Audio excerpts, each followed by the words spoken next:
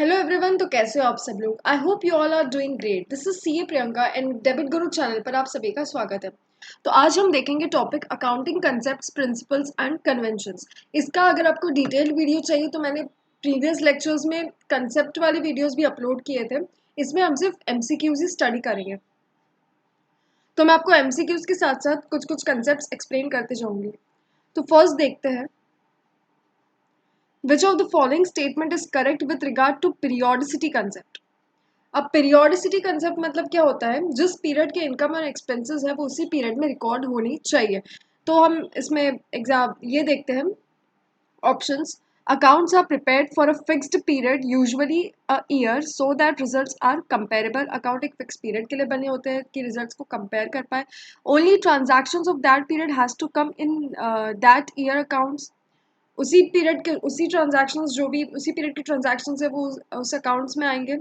या फिर थर्ड है, a business entity runs continuously going concern, hence to assess its performance, business entity going concern चलेंगी ताकि performance check कर पाए कि वो आने वाले टाइम में क्या प्रॉफिट और लॉस करेंगे। तो इसका आंसर है ऑल ऑफ द अबाउट। ठीक है, सबसे पहले तो अकाउंट्स एक फिक्स पीरियड के लिए बनते हैं ताकि उसके रिजल्ट्स कंपेरेबल हो पाए।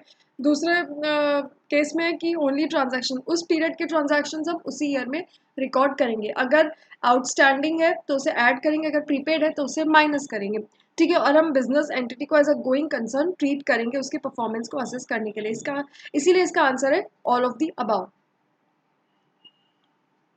Next, income is realised when. Income कब रियलाइज्ड ट्रीट की जाती है? कैश इज रिसीव्ड, जब एक्चुअली कैश मिलता है। A right to receive is establish, जब हमारे पास राइट मिलता है। ठीक है, जब हमें हक मिलता है रिसीव करने का। None of the above. या फिर कैश इज रिसीव्ड और a right to receive is establish. तो इसका आंसर है आइदर कैश इज रिसीव्ड और a right to receive is establish.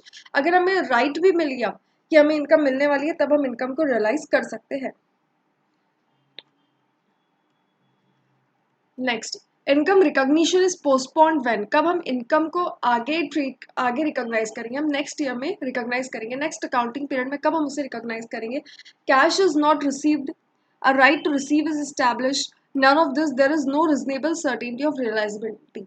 अगर हमें पता नहीं है कि वो इनकम कब हमें मिलने वाली है, इस अकाउंटिंग ईयर में मिलने वाली है या फिर नेक्स्ट अकाउंटिंग ईयर में मिलने वाली है, इट मीन्स कि हमारे पास कोई रीजनेबल सर्टेनिटी नहीं है।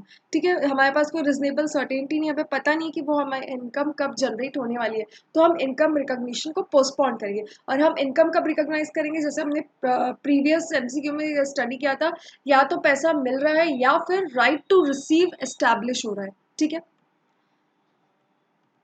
Next is accounting principles are. Accounting principles कौन से हैं? The principles of accounting institutes, laws prescribed by central government for accounting, none of the above, norm और rules which are to be followed in treating various items of assets, liabilities, expenses, incomes, etcetera. तो accounting principles में हमें कुछ norms follow करने होते हैं, कुछ कानून, कुछ रूल्स फॉलो करने होते हैं कि हम हमारे असेट या लाइबिलिटी को बैलेंस शीट में कैसे ट्रीट करेंगे और प्रॉफिट एंड लॉस में इनकम एंड एक्सपेंसेस को हम कैसे ट्रीट करेंगे। So they are the accounting principles. तो इसका आंसर है फोर्थ। नेक्स्ट है accounting conventions refers to. Accounting conventions मतलब क्या? Customs and procedures followed by different communities, laws and rules frame by government for accounting, जो government frame करती है that is accounting convention, या फिर ऑल ऑफ द अबव यानी both. या फिर accounting procedure followed by the accounting community. Accounting community कोई procedure follow करती है किस बेसिस पे? लॉन्ग स्टैंडिंग कस्टम्स जो चले आ रहे हैं उस बेसिस पे अगर जो भी अकाउंटिंग प्रोसीजर्स फॉलो कर रही है accounting community, they are called as accounting conventions. Sixth is while using materiality concept, an item is considered as material if। item को हम material कब treat करेंगे? materiality के हिसाब से। if it relates to real account, if it relates to raw material, all of the above, या फिर if it is of such significance that its exclusion or wrong inclusion will affect the decisions of users of financial statements, affect the decision of users of financial statement। Item को हम material कब treat करते हैं? Materiality का क्या concept है? अगर ऐसे आइटम वो आइटम अगर बैलेंस शीट या जो वो हमारे फाइनेंशियल स्टेटमेंट्स में अगर नहीं आए तो इससे हमारे ओवरऑल प्रॉफिट और लॉस पे ग्रेटर इम्पैक्ट जनरेट होगा, या फिर अगर वो वैसे आइटम जो प्रॉफिट एंड लॉस में आ गए तो भी हमारे फाइनेंशियल स्टेटमेंट्स में इम्पैक्ट ज़्यादा दिखेगा। तो ऐसे उस इम्पॉर्टेंट आइटम्स, वो इम्पॉर्टेंट आइटम्स जिसका अगर हम एक्सक्लूड करें या फिर हमें गलत उसे इंक्लूड करें हमारे फाइनेंशियल स्टेटमेंट में, तो उससे यूज़र की डिसीजन मेकिंग में चेंजेस आ जाएंगे, बहुत अफेक्ट होगा। सो that is correct if it is of significance that its exclusion or wrong inclusion will affect the decisions of the user of financial statement. Fundamental accounting assumptions is, मैंने देखा था हमने पहले भी डिस्कस किया था कि फंडामेंटल अकाउंटिंग assumptions 3 है, GCA, तो गोइंग कंसर्न, कंसिस्टेंसी, अक्रूवल। तो इसका आंसर है ऑल ऑफ दिस।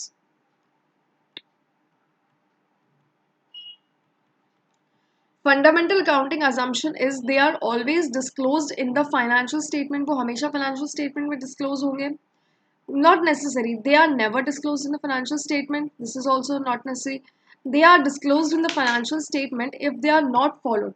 अगर हम फॉलो कर रहे हैं, अगर गोइंग कंसर्न एंटिटी फॉलो कर रही है, या फिर एंटिटी अक्रूवल कंसेप्ट पर अकाउंटिंग ट्रीटमेंट कर रही है, या फिर एंटिटी कंसिस्टेंसी फॉलो कर रही है, तो एंटिटी वो रिकॉर्ड नहीं करेंगी। लेकिन अगर एंटिटी वो फॉलो नहीं करी, अगर सपोज एंटिटी कैश बेसिस पे अकाउंटिंग करिए, तो वो उस बिजनेस को अपने फाइनेंशियल स्टेटमेंट्स में सेपरेटली डिस्क्लोज करना पड़ेगा कि they are following concept of cash basis.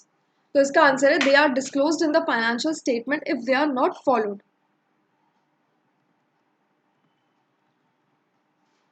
Losses are anticipated and accounted for in advance, but profits are not accounted for until realized is as per the principle of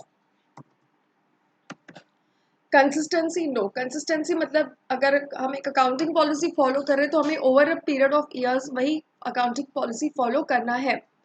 और इसके 3 exceptions भी है, अगर unless accounting standard या law कोई और accounting policy follow करने को बोल रही है, या फिर अगर हमें दूसरी अकाउंटिंग पॉलिसी फॉलो करने से हमारे फाइनेंशियल स्टेटमेंट्स में बेटर ट्रीटमेंट दिखेगा।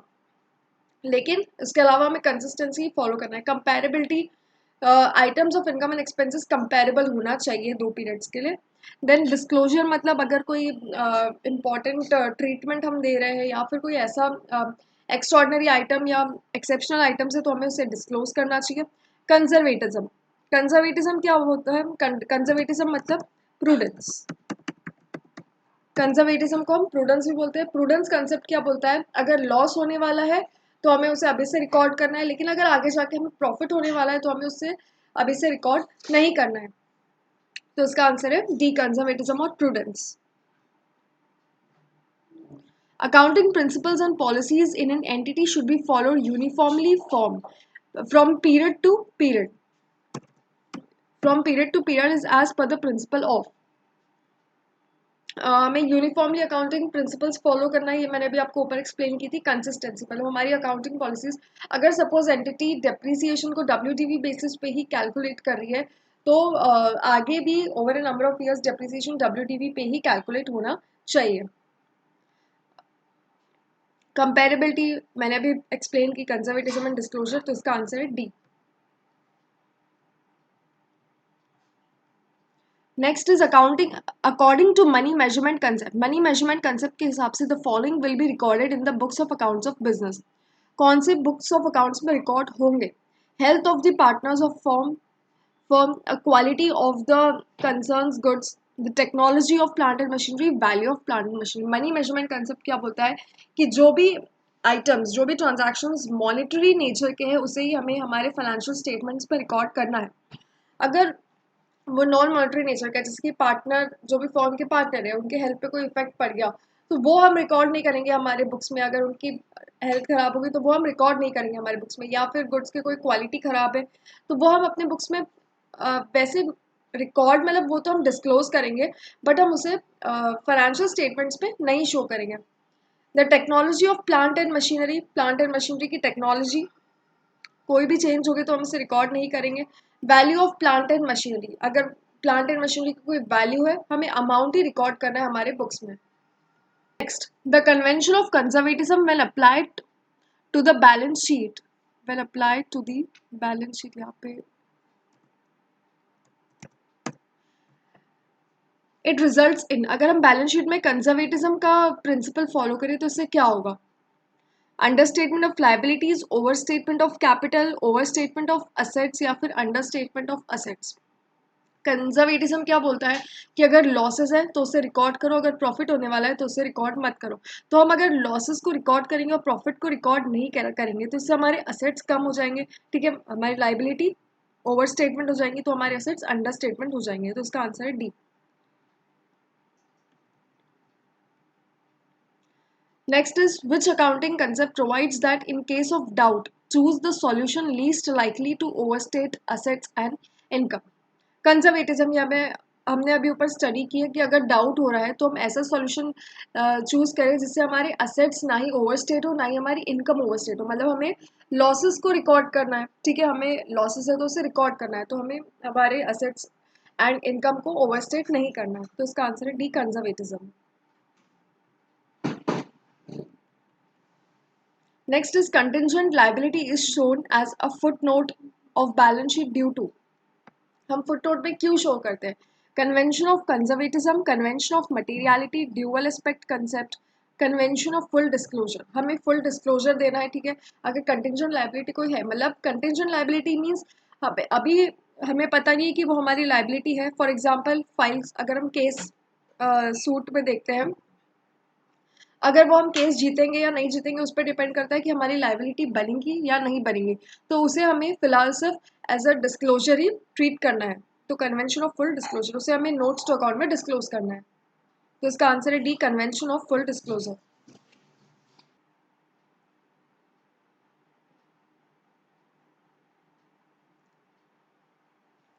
Next is, outstanding and prepaid expenses and income are taken into account in determining profit or loss under cash system, both या फिर mercantile system। अब आउटस्टैंडिंग इनकम एंड एक्सपेंसेस क्या होते हैं? जो हमें आउटस्टैंडिंग इनकम मीन्स जो आगे हमें इनकम मिलने वाली है। प्रीपेड इनकम मीन्स हमने नेक्स्ट अकाउंटिंग पीरियड की इनकम है लेकिन हमें वो इनकम इसी अकाउंटिंग पीरियड में मिल गई। एक्सपेंसेस सेम, हमें एक्सपेंसेस वो आगे इनकर होने वाले हैं, ठीक है। और प्रीपेड एक्सपेंस मतलब हमने वो एक्सपेंसेस अभी ही इनकर कर लिया, हमने एक्सपेंस अभी वो कर लिया है, तो हम उसे किस सिस्टम ऑफ अकाउंटिंग में ट्रीट करेंगे? So that is mercantile system of accounting. Mercantile system मतलब अक्रूअल सिस्टम ऑफ अकाउंटिंग। अब कैश सिस्टम क्या बोलता है? जिस पीरियड में एक्चुअल इनकम हमें मिली, एक्चुअल पैसा मिला या फिर एक्चुअल एक्सपेंस हुआ है, हम उसी पीरियड में रिकॉर्ड करेंगे अपने फाइनेंशियल स्टेटमेंट्स में। लेकिन मर्केंटाइल सिस्टम क्या बोलता है? वो एक्सपेंस जिस पीरियड में इनकर हुआ है या फिर इनकम जिस पीरियड में जनरेट हुई है उस पीरियड की इनकम एंड एक्सपेंसेस को हम उसी पीरियड में रिकॉर्ड करेंगे। तो अगर वो आउटस्टैंडिंग है तो हम उसे ऐड करेंगे, ठीक है, और अगर वो प्रीपेड है तो हम उसे माइनस करेंगे। तो इसका आंसर है D, mercantile system of accounting. Next is, which of the following is not a fundamental accounting assumption? ठीक है, 3 फंडामेंटल अकाउंटिंग अजम्पशन है, going concern, consistency, accrual. So conservatism is not a fundamental accounting assumption. So इसका answer है D. 16th is, if the owner of a firm includes his personal expense in the expense of firm, अगर वो firm का owner जो proprietor है अपने personal खर्चे जो उसके घर के खर्चे होते हैं वो किसकी फाइनेंशियल स्टेटमेंट्स में शो कर रहा है? फर्म की फाइनेंशियल स्टेटमेंट में एज एक्सपेंस ट्रीट कर रहा है, तो वो कौन से कंसेप्ट को वायलेट कर रहा है? Going concern concept, conservatism, consistency, business entity. तो इसका आंसर है D, business entity. Business entity concept क्या बोलता है? Business entity is nothing but entity and owner दो सेपरेट है। वो एंटिटी को एक सेपरेट पर्सन ट्रीट करती है। जो भी एंटिटी के इनकम एंड एक्सपेंसेस है वो एंटिटी के बुक्स में रिकॉर्ड होंगे, और जो ओनर के पर्सनल इनकम और एक्सपेंसेस है वो ओनर के पर्सनल फाइनेंशियल स्टेटमेंट्स में रिकॉर्ड होंगे। ओनर अपने पर्सनल एक्सपेंसेस एंटिटी के बुक्स में रिकॉर्ड नहीं कर सकता। तो इसका आंसर है D, business entity concept. Next, while determining net profit, जब हम नेट प्रॉफिट डिटरमाइन करते हैं, all cost which are applicable to revenue of the period are charge against that revenue, which concept is being followed? जो भी expenses उस revenue के against हो रहे हैं वो उसी पीरियड में हमें चार्ज करा। It means matching concept. Matching concept में क्या होता है? जिस रेवेन्यू अगेंस्ट वो एक्सपेंस इनकर हो रहा है, हमें उसे उसी पीरियड में रिकॉर्ड करना है, दैट इज मैचिंग कंसेप्ट। तो इसका आंसर है D, matching concept.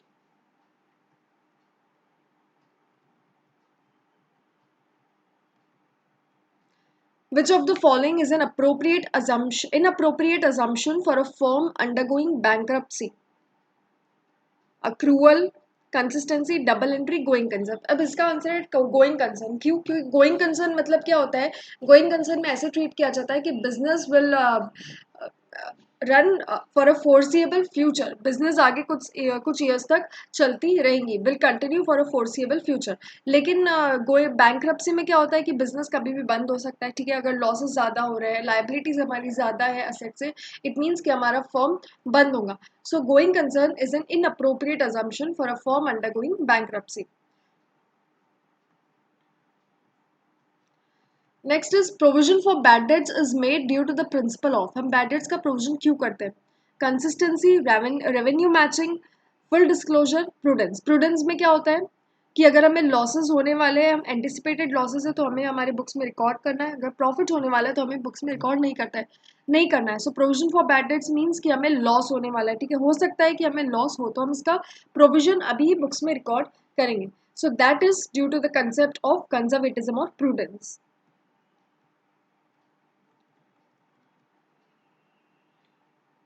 Next is recording of fixed assets at cost insures adherence of, हम फिक्स्ड असेट को कॉस्ट पे रिकॉर्ड करेंगे। इट मीन्स हम कौन से कंसेप्ट को फॉलो कर रहे हैं, कॉस्ट कंसेप्ट को, ठीक है। एक तो पहला है कंजर्वेटिज्म, कंजर्वेटिज्म होगा ही नहीं, कंजर्वेटिज्म का कंसेप्ट अलग है, लॉसेस है तो रिकॉर्ड करना है और अगर प्रॉफिट है तो रिकॉर्ड नहीं करना है। गोइंग कंसर्न का भी कंसेप्ट अलग है कि बिजनेस फोर्सिएबल फ्यूचर तक कंटिन्यू रहेगा। अक्रूअल मींस जिस ईयर के इनकम एंड एक्सपेंसेस है उसी ईयर में रिकॉर्ड करना है हमें।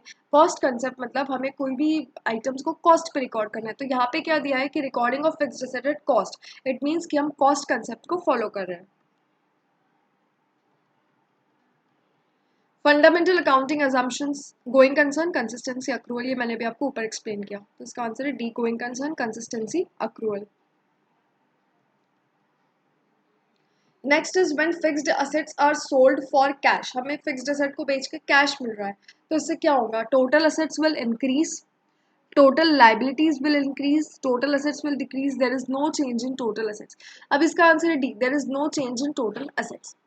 नो चेंज क्यों? अगर हमें फिक्स्ड एसेट हम बेच रहे हैं और हमें कैश मिल रहा है, फिक्स्ड एसेट ये भी हमारी एसेट है, कैश भी हमारी एसेट है, ठीक है, एक तो हमारी एसेट जा रही है फिक्स्ड एसेट और दूसरा हमें उतने ही पैसे मिल रहे हैं, तो एक साइड से तो डिक्रीज इन अमाउंट हो गया, अमाउंट ऑफ फिक्स्ड एसेट, और दूसरा इंक्रीज इन कैश, उसी अमाउंट से अगर हो रहा है तो इससे हमारी एसेट में कोई चेंज नहीं होगा। Next is dash concept is the basic idea that the business is separate from owner, ये मैंने अभी आपको ऊपर एक्सप्लेन की। एंटिटी कंसेप्ट, एंटिटी कंसेप्ट बोलता है कि बिजनेस अपने प्रोप्राइटर से सेपरेट है, हमें बिजनेस के ट्रांजैक्शंस बिजनेस के फाइनेंशियल्स में रिकॉर्ड करने हैं एंड प्रोप्राइटर के ट्रांजैक्शंस प्रोप्राइटर के फाइनेंशियल्स में रिकॉर्ड करने हैं। ड्यूअल एस्पेक्ट क्या होता है कि हमें अगर एक डेबिट की है तो एक क्रेडिट भी उसका होना चाहिए। रियलाइजेशन में अगर एक्चुअल हमें पैसे मिल रहे हैं या फिर एक्चुअल हमें पैसा जा रहा है तो ही हम उसे रिकॉर्ड करेंगे हमारी बुक्स में। मटेरियलिटी में जो भी मटेरियल आइटम्स है जिससे यूजर के डिसीजन मेकिंग अफेक्ट होती है उसे ही हमें रिकॉर्ड करना है। एंटिटी कंसेप्ट बोलता है कि बिजनेस अपने ओनर से डिफरेंट है।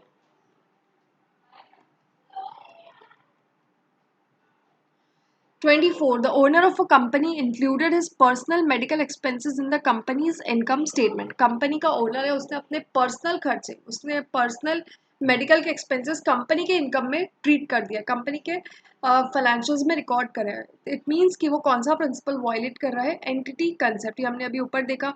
अपने ओनर के फाइनेंशियल्स में ओनर के एक्सपेंसेस आएंगे और कंपनी के फाइनेंशियल्स में कंपनी के एक्सपेंसेस आएंगे। 25th, two primary qualitative characteristics of financial statements are, कौन सी qualitative characteristics है?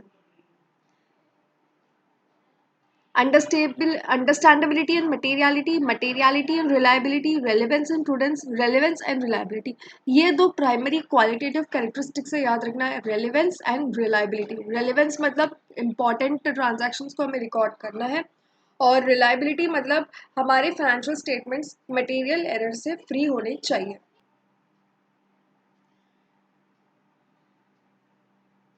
Next, money owed from an outsider is, हमें पैसा बाहर से मिल रहा है, इट मीन्स वो हमारी असेट है, ठीक है, तो इसका आंसर है डी, असेट्स।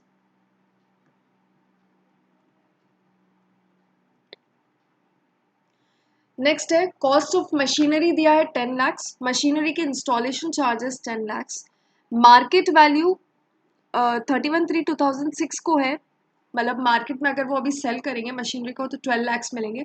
अकाउंट्स फाइनलाइज करने के टाइम पे company values the machinery at ₹12 lakhs, अगर कंपनी मशीनरी को 12 lakhs पे वैल्यू कर रही है तो कंपनी कौन सा कंसेप्ट वायलेट कर रही है, ये नहीं पूछा है क्वेश्चन में कि कौन सा कंसेप्ट फॉलो कर रही है, वो कौन सा कंसेप्ट वायलेट कर रही है, कॉस्ट कंसेप्ट। कॉस्ट कंसेप्ट क्या बोलता है, जो मशीनरी की एक्चुअल हिस्टोरिकल कॉस्ट है दैट इज 10 lakhs, मशीनरी को उसी हमें मशीनरी को उसी कॉस्ट पे रिकॉर्ड, उसी अमाउंट पे रिकॉर्ड करना है, बट यहाँ पे कंपनी क्या कर रही है, मार्केट वैल्यू पे रिकॉर्ड कर रही है, इट मीन्स वो कॉस्ट कंसेप्ट को वायलेट कर रही है, इसमें मैचिंग का कोई रेलिवेंस नहीं है, रियलाइजेशन का भी नहीं है, periodicity is different, so company क्या कर रही है, कॉस्ट कंसेप्ट को वायलेट कर रही है। Next is 27, capital, opening capital दिया है 90,000, ठीक है, कंपनी के पास पहले कैपिटल था 90,000, कैपिटल और इंट्रोड्यूस किया गया है 25,000 का, ठीक है, ड्रॉइंग्स मतलब उसमें से कितना विड्रॉल किया है अपने कंपनी के पर्सनल एक्सपेंसेस के लिए 35,000, और क्लोजिंग कैपिटल है 1,25,000, तो प्रॉफिट कितना ऐड हुआ है कैपिटल में। तो अब इसका आंसर देखते हैं। अब as we all know that closing capital is equals to opening capital plus capital अगर इंट्रोड्यूस किया है तो कैपिटल इंट्रोड्यूस्ड माइनस ड्रॉइंग्स, अगर हमने कोई विड्रॉ किया तो उसे माइनस करेंगे, और अगर प्रॉफिट है तो हम ऐड करेंगे, या फिर अगर लॉस है तो हम माइनस करेंगे, तो अब यहाँ पे हमें प्रॉफिट का अमाउंट फाइंड आउट करना है। So closing capital is 1,25,000 is equals to opening capital 90,000 plus capital कितना इंट्रोड्यूस किया है 25,000 minus drawing is 35,000 plus profit.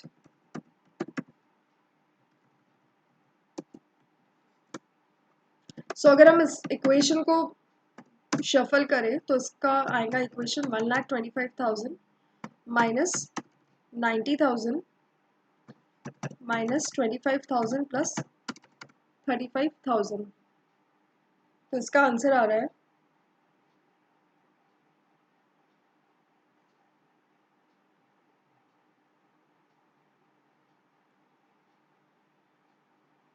45,000।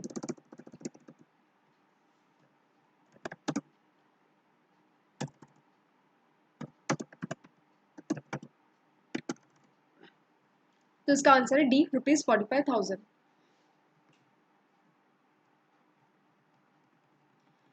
Now 28, GAAP are, GAAP, GAAPs का फुल फॉर्म होता है जनरली एक्सेप्टेड अकाउंटिंग प्रिंसिपल्स, ये आपको लर्न करना पड़ेगा। Generally accepted accounting policies no, generally accepted accounting provisions भी नहीं होता है, ग्लोबली एक्सेप्टेड अकाउंटिंग पॉलिसीज भी नहीं होता है, gap means generally accepted accounting principles. Dash refer to the general agreement on the usage and practices in social or economic life. Accounting assumption, accounting policy, accounting principle, accounting convention. Accounting convention मतलब हम कोई agreement करते हैं usage पे और practices में, हम हमारी सोशल लाइफ में हम क्या एग्रीमेंट कर रहे हैं, हम क्या किस चीज़ को एग्री कर रहे हैं, that is called as accounting conventions. Accounting assumptions भी अलग हो गए, they are going concern consistency accrual. Accounting policy is different, accounting principle and policies are totally different. Accounting convention मतलब ये आपको एमसीक्यू में पूछ सकता है, ये डेफिनेशन ध्यान में रखना, general agreement on the usage and practices, मतलब हम एग्री कर रहे हैं कि हमें इस टाइप के प्रोसीजर को फॉलो करना है, that is accounting conventions. 30, double entry principle means, double entry मतलब, double entry means dual aspect concept क्या बोलता है कि एक अगर हमने डेबिट किया एक साइड तो दूसरे साइड का क्रेडिट भी आना चाहिए, means entry both side record होनी चाहिए, तभी हमारे फाइनेंशियल स्टेटमेंट्स टैली होंगे, तभी हमारे बैलेंस शीट टैली होंगी। तो writing twice the same entry, एक ही एंट्री को दो बार लिखना no. Writing all the entries twice in the book, सारी एंट्रीज को 2 बार लिखना बुक में नहीं. Having debit for every credit and credit for every debit. तो इसका एक दूसरा भी नाम है, it also means dual aspect concept. Dual aspect concept.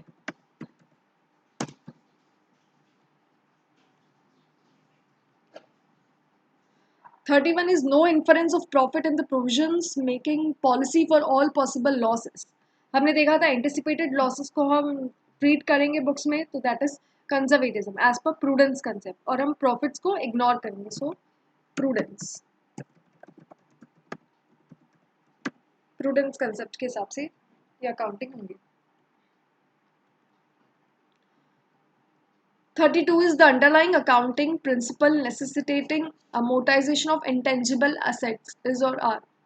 Cost concept, realization concept, both B and C means both cost and realization, it should be both A and B. या फिर matching concept. तो matching concept में क्या होगा, एक intangible asset है, उसके against हम एक्सपेंस अगर रिकॉर्ड कर रहे हैं तो हम मैचिंग, मतलब जिस टाइप का वो असेट या रेवेन्यू उसी टाइप का हमें एक्सपेंस रिकॉर्ड करना है, तो उसके अगेंस्ट हम अमोर्टाइजेशन इज एन एक्सपेंस हम वो रिकॉर्ड करेंगे, so that is the matching concept. Holding gains in relation to stock should not be used for payment of dividend.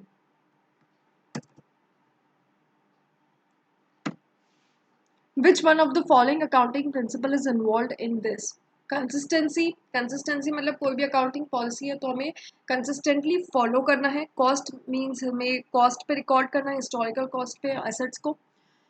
Materiality is different कि अगर हमें वही रिकॉर्ड करना है जो आइटम्स मटेरियल हो जिससे यूज़र की डिसीजन मेकिंग इफेक्ट हो.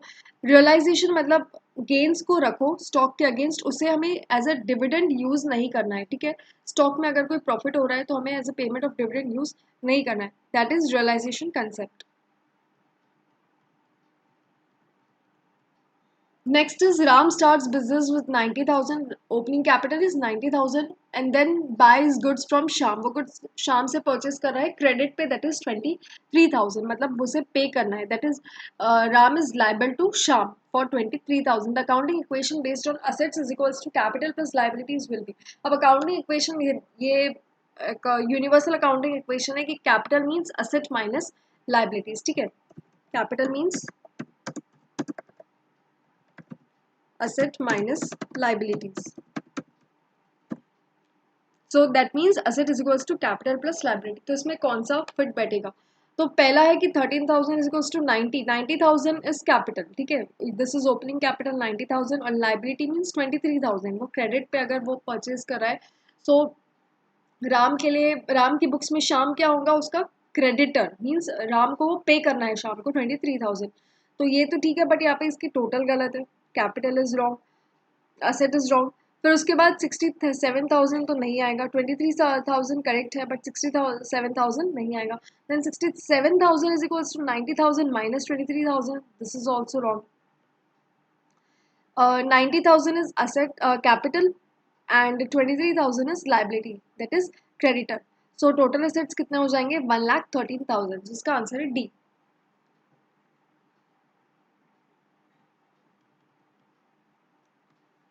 35. Window dressing of accounts means presenting accounts in a beautiful manner, showing more losses to avoid income tax, all of the above, showing more profit to attract investment. Window dressing करना मतलब ज़्यादा profit दिखाना investment को attract करने के लिए, कि हमें invest करना है उसके लिए हम ज़्यादा profit show करेंगे. तो accounts को beautiful manner में present करना, no, हम लॉसेस को ज़्यादा नहीं दिखाएंगे इनकम टैक्स को अवॉइड करने के लिए. विंडो ड्रेसिंग मीन्स हम प्रॉफिट को ज़्यादा दिखाएंगे इन्वेस्टमेंट को अट्रैक्ट करने के लिए. Which financial statement represents the accounting equation assets is equals to liability plus owner's equity? Income statement, cash flow statement, fund flow statement, balance sheet. Income statement is nothing but profit and loss. ठीक है, so it is nothing but P&L account. तो P&L account में तो ऐसा equation आता ही नहीं है. Cash flow statement में हम कैश के मूवमेंट चेक करते हैं, फंड फ्लो स्टेटमेंट के हम फंड के मूवमेंट्स को चेक करते हैं, एंड बैलेंस शीट पे हम क्या करेंगे, एसेट्स एंड लाइबिलिटीज को तो मैच करेंगे, उसकी टोटल करेंगे, so assets is equals to liability plus owners equity. Liability आएंगी एक, तो एक लेफ्ट साइड में और एक ओनर का कैपिटल आएगा। सो इसका आंसर है D, balance sheet.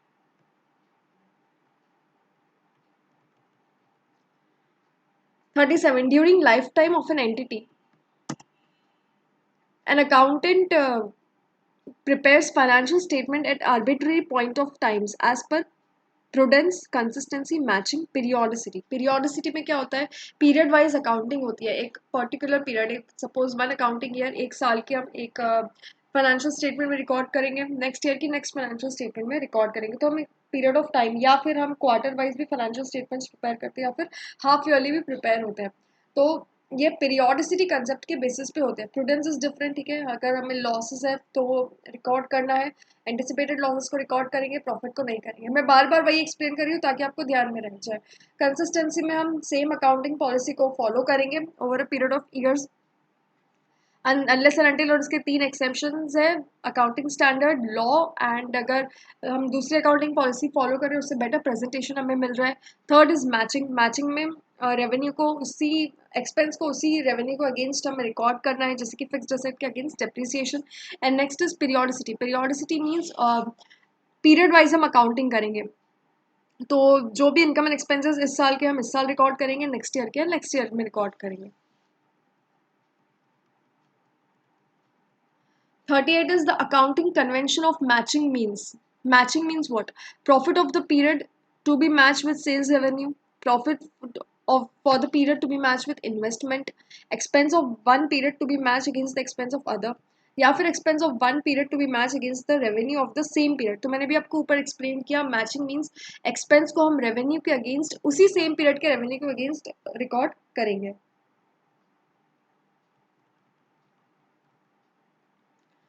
Next is recording of capital contributed by the owner as liability ensures adherence of principle of matching, going concern, double entry, separate entity of business. Separate entity means अगर owner ने capital contribute किया है अपने business में, तो business के लिए तो वो लाइबिलिटी है, ठीक है, कि बिजनेस को उसको उस ओनर को वो कैपिटल वापस करना है।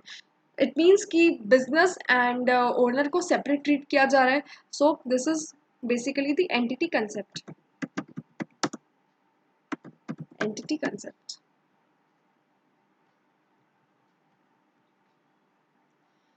Next, the rule of lower of cost or market value is based on which concept? Dual aspect, disclosure, consistency और conservatism.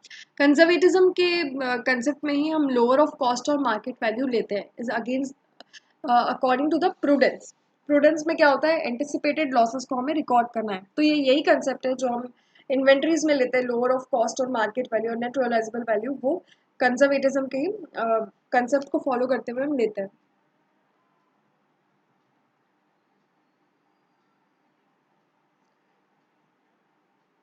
Next is omission of paise and showing the round figures in financial statement is based on which concept? Conservatism, consistency, realisation, materiality. Materiality में क्या करते हैं, immaterial amount है, ज़रूरी नहीं है कि वो हमारे फाइनेंशियल स्टेटमेंट्स में आए, अगर वो नहीं भी रहेंगे तो भी उससे यूज़र की डिसीजन मेकिंग पर अफेक्ट नहीं होगा, ठीक है। तो अगर पैसा अगर कोई पॉइंट में डिफरेंस है तो हम राउंड फिगर में दिखा देते हैं, is based on the materiality concept.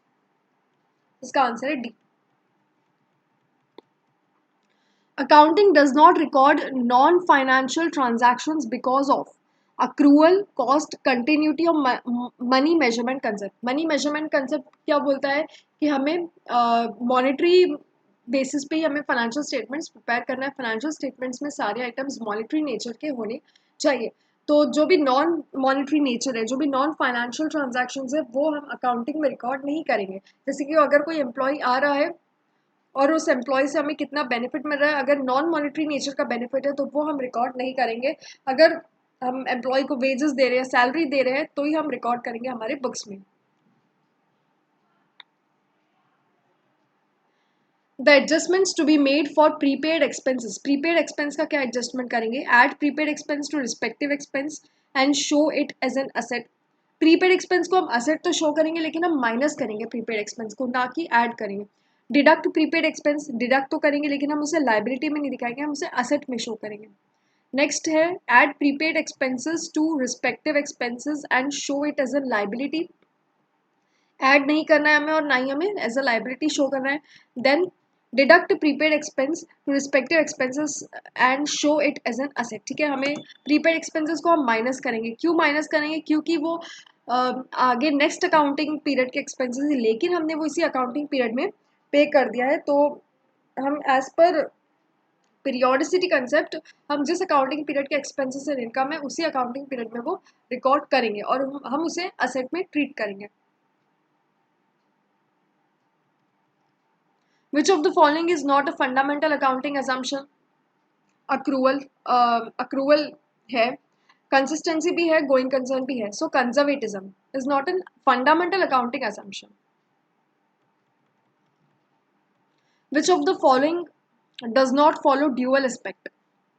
Dual aspect क्या बोलता है? अगर एक साइड डेबिट हो रहा है तो दूसरा भी उसका इफेक्ट जाना चाहिए एज अ क्रेडिट, तभी हमारी फाइनेंशियल स्टेटमेंट जो बैलेंस शीट है वो टैली होंगी। तो यहाँ पे ड्यूअल एस्पेक्ट का वायलेशन कौन सा हो रहा है? Increase in one asset, decrease in other, increase in both asset and liability, decrease in one asset decrease in other, या फिर increase in one asset and capital. अब देखो यहाँ पे अगर एक एसेट इंक्रीज हो रहा है और दूसरा डिक्रीज हो रहा है तो भी प्रॉपर हो रहा है, जैसे कि cash account debit to capital. यहाँ पे both asset and liability increase हो रही है, तो इसका एग्जांपल इस चीज का है, increase in both asset and liability. Capital is a liability, वो भी इंक्रीज हो रही है। अगर हम कैपिटल को क्रेडिट कर रहे हैं तो असेट कैश भी इंक्रीज हो रहा है। एक असेट इंक्रीज हो रहा है, दूसरा डिक्रीज हो रहा है, तो भी ड्यूअल एस्पेक्ट है। ठीक है, जैसे कि fixed asset account debit to cash, या कैश डिक्रीज हो रहा है और फिक्स्ड असेट इंक्रीज हो रहा है, एक हमारा असेट आ रहा है। Next is decrease in one asset and decrease in other, एक असेट भी कम हो रहा है, दूसरा असेट भी कम हो रहा है, that is not a dual aspect concept. Increase in one asset and capital, अगर हमें फिक्स्ड असेट मिल रहा है और कैपिटल भी इंट्रोड्यूस हो रहा है, सो that is also dual aspect concept. लेकिन अगर एक असेट डिक्रीज हो रहा है और दूसरा असेट भी डिक्रीज हो रहा है तो इससे हमें हमारी डबल एंट्री फॉलो नहीं होगी, इससे हमारी बैलेंस शीट टैली नहीं होगी। तो इसका आंसर है सी।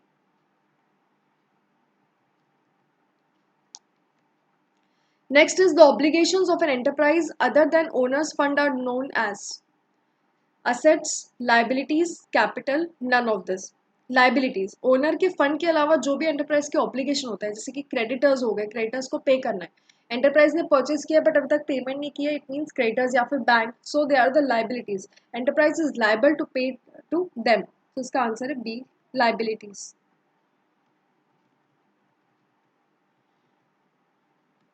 47. Which concept requires that those transactions which can be expressed in terms of money के transactions money measurement के हिसाब से रिकॉर्ड होंगे? तो इसका आंसर है C, money measurement. Contingent liabilities को हम बैलेंस शीट के फुट नोट पे शो करेंगे, ठीक है, एज अ डिस्क्लोज करेंगे हमसे। So as per disclosure concept, ना कि materiality is different. Materiality is different, realisation and dual aspect is different. हम कंटिंजेंट लाइबिलिटीज को फुट नोट पे अगर शो कर रहे हैं तो it means we are following the concept of disclosure, we have to disclose the contingent liability. Cash of rupees 2000 is withdrawn for personal expense. Personal expense के लिए cash को withdraw किया है, this will be debited to which account? अब तो इसकी entry क्या होगी? इससे हम ड्राइंग को कम करेंगे, ठीक है, तो drawing account debit to cash, हम इसकी एंट्री करेंगे drawing account debit to cash. Cash हमारा डिक्रीज हो रहा है तो कैश को हम क्रेडिट करेंगे, नहीं तो कैश का बैलेंस डेबिट होता है। तो cash of rupees 2000 is withdrawn for personal expenses, means हम ड्राइंग कर रहे हैं तो drawing account debit to cash account. तो इससे कौन सा अकाउंट हमारा डेबिट हो रहा है? Drawing account. इसका आंसर है ए, ड्राइंग। कैश अकाउंट क्रेडिट हो रहा है हमारा, सो drawing is the correct answer. Estimated selling price has less estimated cost of sales is net realizable value. This is estimated selling price less estimated cost of sales is net realizable value. Cost of purchase, cost of goods sold, none. तो NRV का formula है, हम estimate करेंगे selling price minus जितने भी cost हो रहा है, cost of sales is net realisable value, cost of purchase is different, cost of goods sold is different. Cost of goods sold क्या होता है? Opening stock plus purchase minus closing stock, this is cost of goods sold.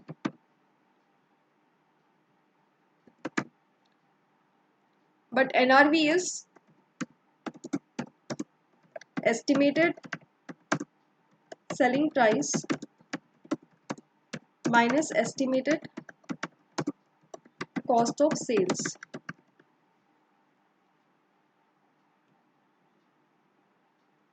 And cost of purchase मतलब जो purchase cost है उसमें अगर कोई installation वगैरह के जो फ्रेट वगैरह के हम ऐड करते हैं, that is cost of purchase. Next, unpaid expenses are, unpaid expenses मतलब आउटस्टैंडिंग एक्सपेंस, हमारा खर्चा हो गया लेकिन अभी तक हमने वो पे नहीं किया है। आउटस्टैंडिंग लाइबिलिटीज, ठीक है, तो वो हम लाइबिलिटी में शो करेंगे, हमें वो we have to pay to them. Prepaid expenses तो नो, अनअक्रूड एक्सपेंसेस भी उसे हम नहीं बोलेंगे क्योंकि वो अक्रू हो तो हो गए, बस हमने अभी तक पे नहीं किया। All of this no, so इसका आंसर है outstanding liabilities.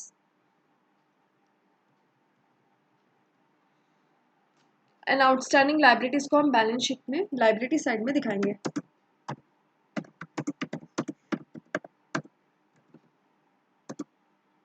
It has to be shown in liability side of the balance sheet।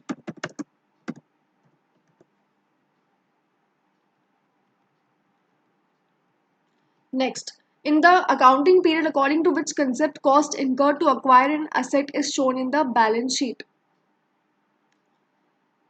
Business concept, realization concept, cost concept, accounting period concept। Asset को acquire करने में कितना cost incur हुआ है वो हम कॉस्ट कंसेप्ट के हिसाब से ही रिकॉर्ड करते हैं। Cost concept is historical cost concept.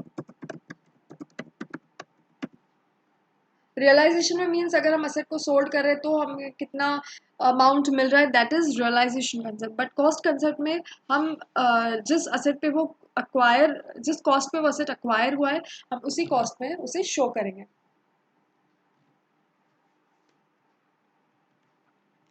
Next is 56, proprietor और owner is treated as creditor of business due to. Entity concept हमने देखा, एंटिटी क्या बोलता है कि business is separate from its owner.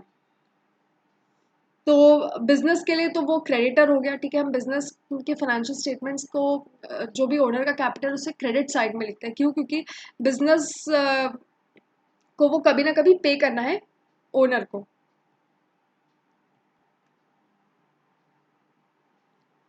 Next is provision for discount is made due to the concept of, हम discount का provision कब करेंगे? कंजर्वेटिज्म के हिसाब से, ठीक है। लॉसेस है उसको एंटिसिपेट, अगर लॉसेस है तो उसे हम रिकॉर्ड कर दो, अगर प्रॉफिट है तो उसे रिकॉर्ड मत करो। तो लॉसेस को कैसे रिकॉर्ड करेंगे? हम उसे प्रोवाइड करेंगे, हम उसका प्रोविजन ट्रीट करेंगे, तो इसका आंसर है conservatism, that is according to the prudence. The three fundamental accounting assumptions are accrual, conservatism, going concern, consistency and matching।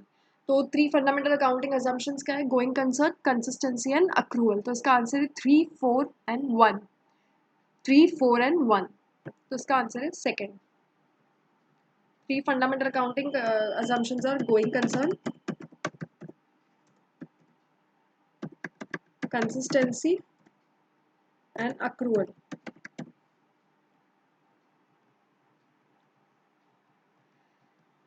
Next, debtors है 50,000 के, provision of bad debts create कर रहे हैं 5%, किस कंसेप्ट के हिसाब से? कंजर्वेटिज्म, ठीक है, according to the prudence concept. Next, outstanding expenses is included in profit and loss account at the year end according to which concept? Matching, full disclosure, accrual, going concern. तो accrual concept के हिसाब से हम outstanding expenses को record करते हैं। क्यों? क्योंकि वो एक्सपेंसेस इस अकाउंटिंग पीरियड में इनकर हुए हैं। So according to the accrual concept.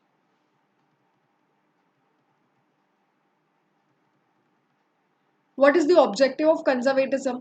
Anticipate losses but not profits. मैंने अभी तक आपको यही एक्सप्लेन किया, अब आपको याद भी रह गया होगा, anticipate losses but not profits, that is according to prudence. तो हमारे एमसीक्यूज यही कंप्लीट होता है accounting concepts, principles and conventions के। तो अगर आपको ये वीडियो पसंद आया तो प्लीज़ इस वीडियो को लाइक कीजिए, नीचे दिए गए subscribe button and bell icon को प्रेस कीजिए। Okay, best of luck everyone, goodbye, take care.